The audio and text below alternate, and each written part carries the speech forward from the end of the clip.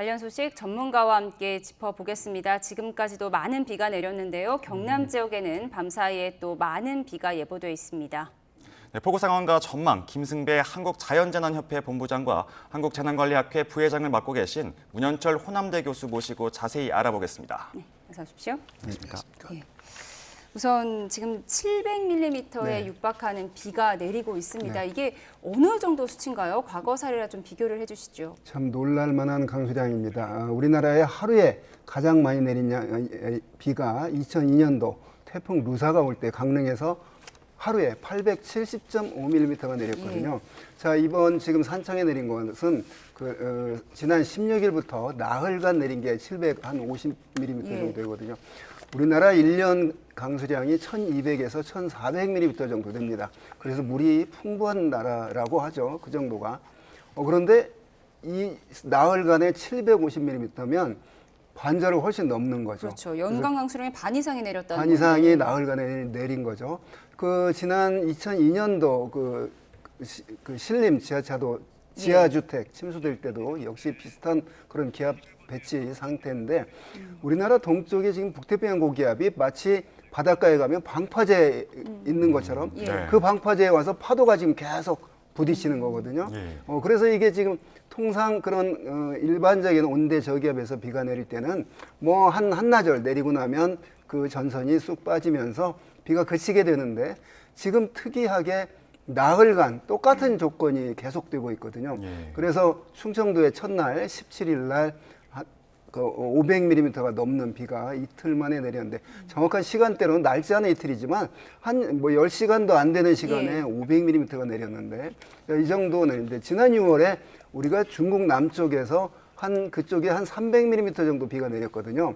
거기에 그 도시에 경험해보지 못한 비가 내렸다고 하면서 우리나라처럼 강이 넘치고 주민들이 보트 타고 다니고 이런 모습을 봤는데 우리나라에 더 많은 비가 지금 이 기간 중에 내렸는데 양적으로 어마어마한 양입니다. 한 시간에 100mm 이상이 내렸다는 얘기는 어딘가 넘칠 수밖에 없는 그런 아주 많은 비입니다.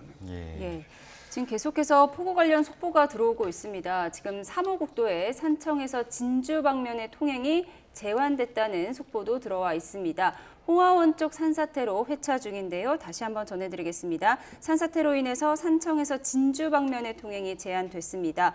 홍하원 쪽 산사태로 회차하고 있다는 소식 전해드립니다. 관련 소식 들어오는 대로 추가로 전해드리겠습니다. 네, 이어서 저희 진행하겠습니다.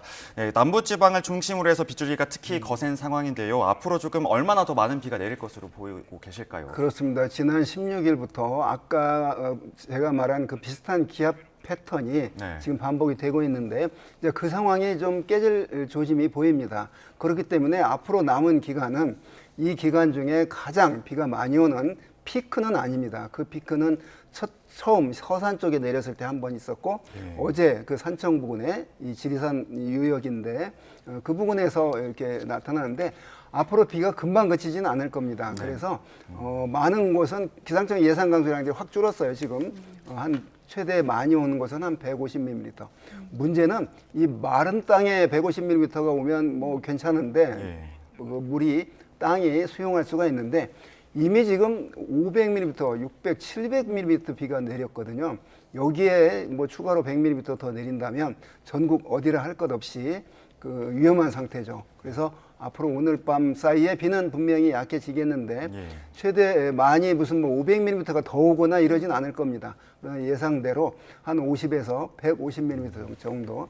근데 이제 이게 어디에 걸리느냐가 이제 문제인데 그렇게 무슨 어디에 걸릴 것이다 쪽집게 해보는 불가능하기 때문에 지금 호우특보가 상당히 넓은 지역에 내려져 있거든요. 그 지역에서 이렇게 그 많은 비가 올 가능성이 있다 이런 의미입니다. 지금 남쪽에서 뜨거운 열대 공기, 비의 원료가 되는 열대 공기 공급이 차단이 안 되고 계속 들어오고 있거든요. 그렇기 때문에 오늘 밤에도 비가 지금 많이 내려진 상태에서 한 추가로 50에서 150mm 정도 더 온다.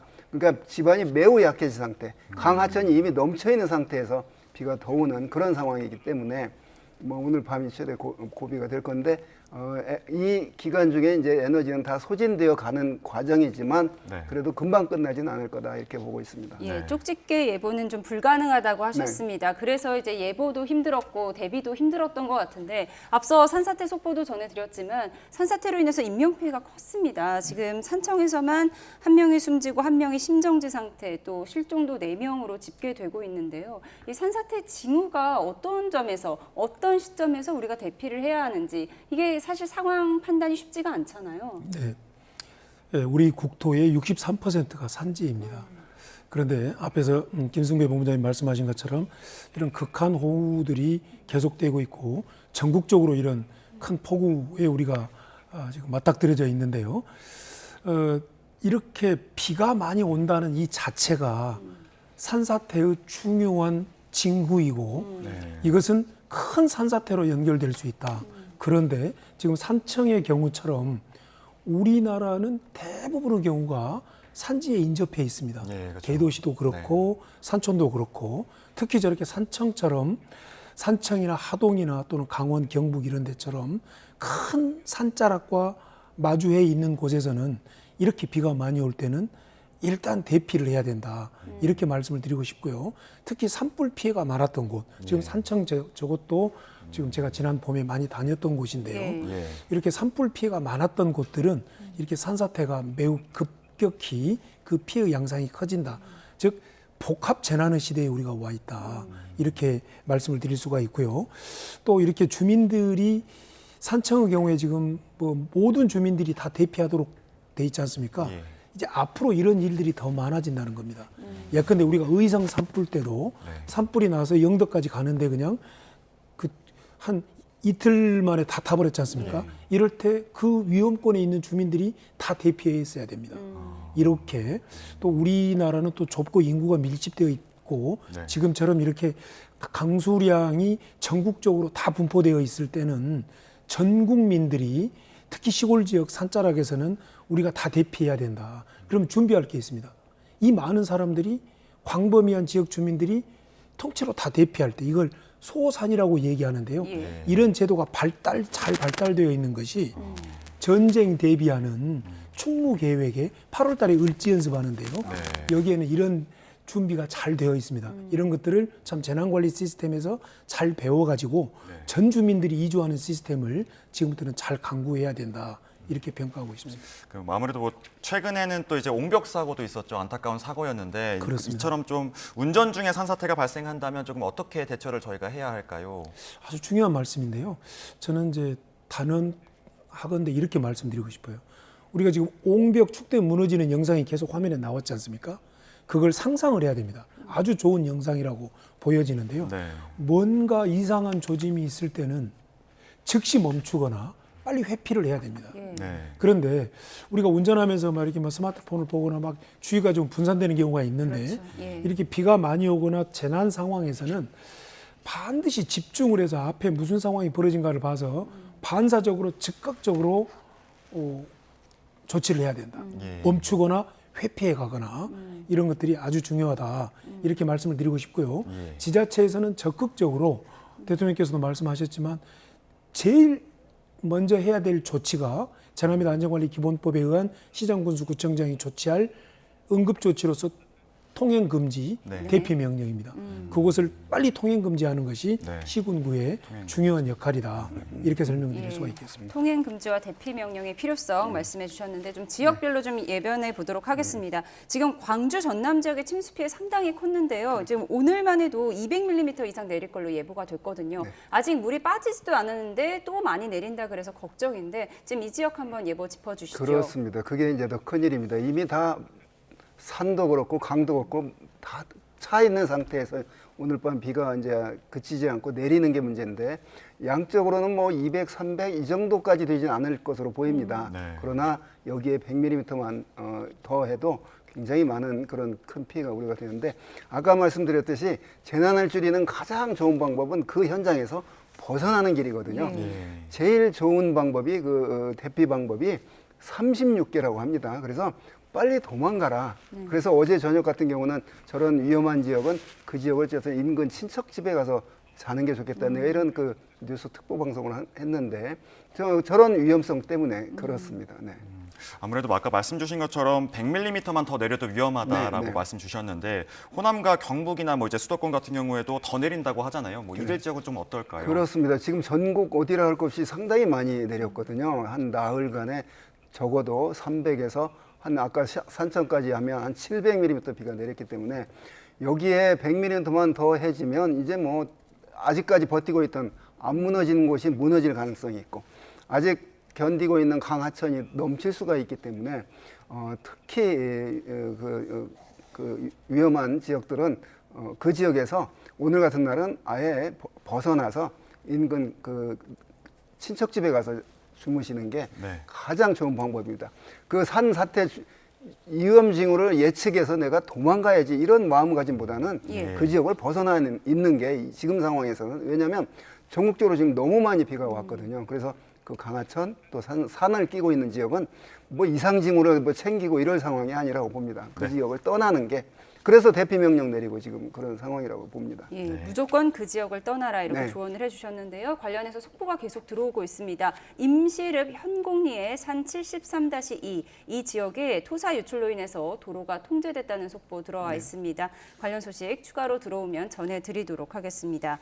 지금 지역별로 짚어주고 계신데 이게 전체적으로 많이 내리는 것도 문제인데 한 번에 쏟아지기 때문에 또 피해가 더 커진 것 아니겠습니까? 그렇습니다. 그 2년 전에 그 7월 13, 14, 15 청주에 약 한 350mm, 그때 군산에 한 450mm 비, 그때 청주 오창 지하차도 미호강 임시 제방이 그 지하차도 문제는 그 임시 제방이 터진 게 문제거든요. 맞아요. 비도 물론 많이 왔지만 그 제방이 튼튼했으면 그 지하차도 침수가 안 되는데 자 이런 문제들 그런 그 뜻밖의 사고들이 또 발생할 수 있거든요.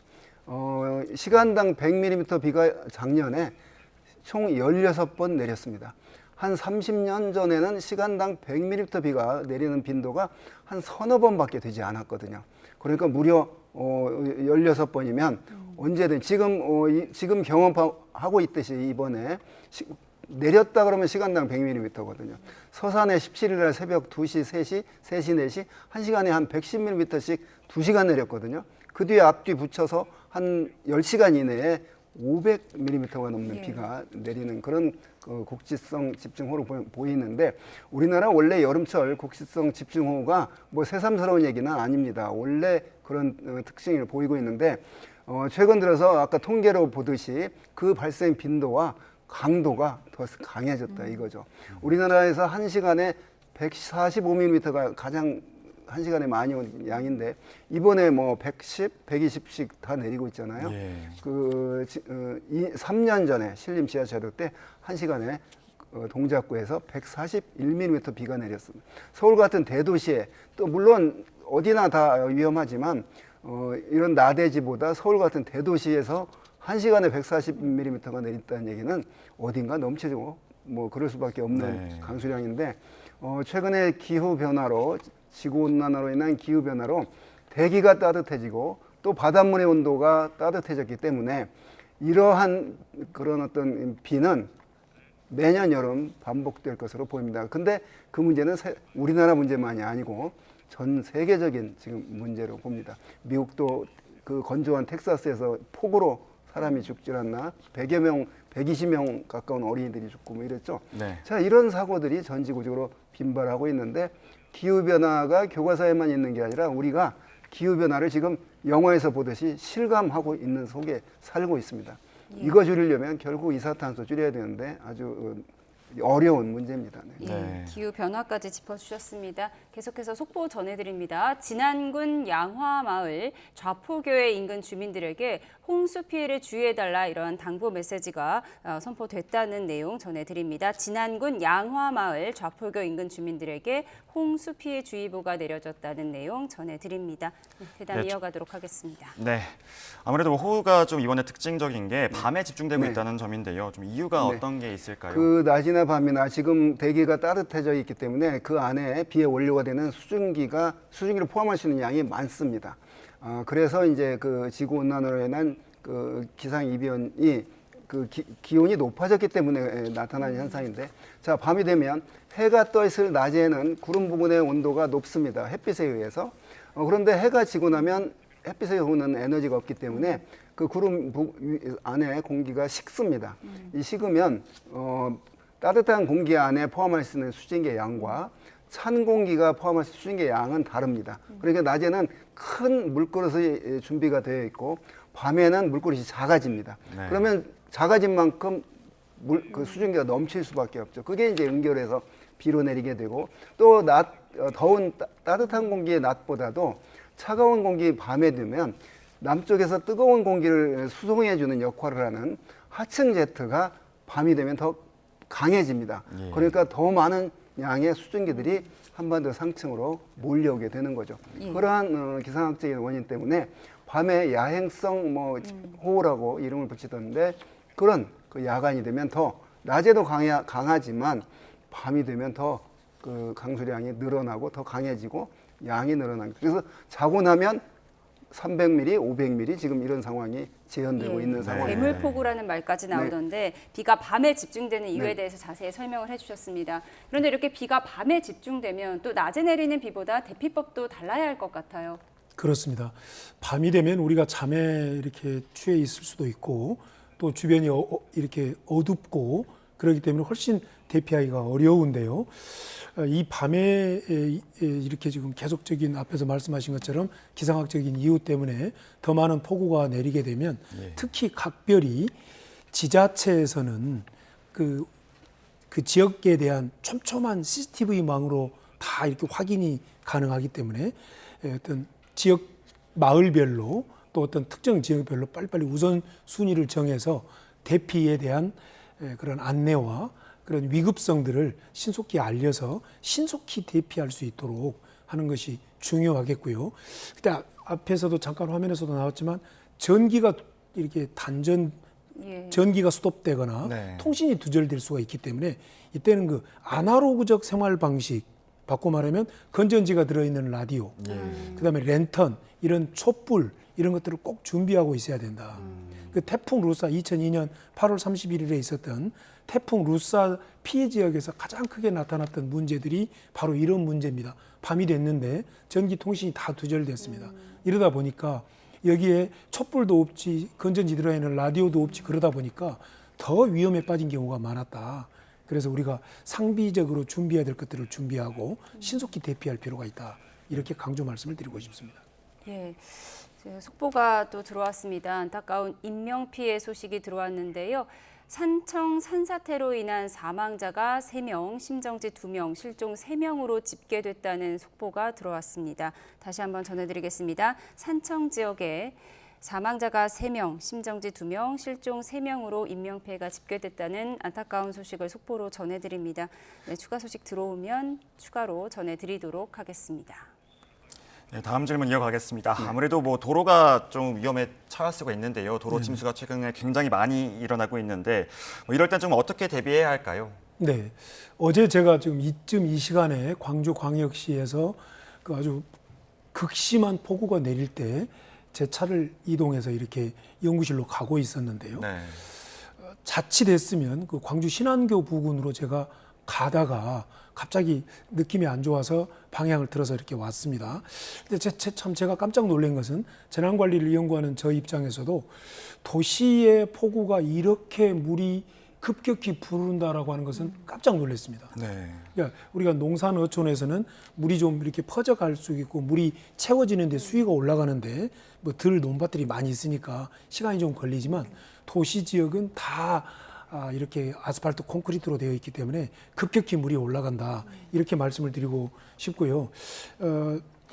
가장 중요한 것들은 지금 우리가 광역지자체들이 조금 재난관리의 매너리즘에 빠졌던 경향도 우리가 반성을 해봐야 됩니다. 그동안 광역지자체에서는 큰 재난이 없었습니다. 그런데 이번 폭우를 통해서 광역지자체, 광주, 대전, 뭐 대구, 뭐 전국적으로 지금 다 그러지 않습니까? 인구가 밀집되어 있고 아스팔트 콘크리트가 가득되어 있는 이런 그 광역지자체들이 얼마나 폭우에 취약한가를 우리가 여실히 체크를 해서 이렇게 대비를 해야 된다는 것이고요. 예. 이 대목에서 제가 강조 말씀드리고 싶은 것은 재난 및 안전관리 기본법상 중앙 재난안전대책본부가 가동되고 있습니다.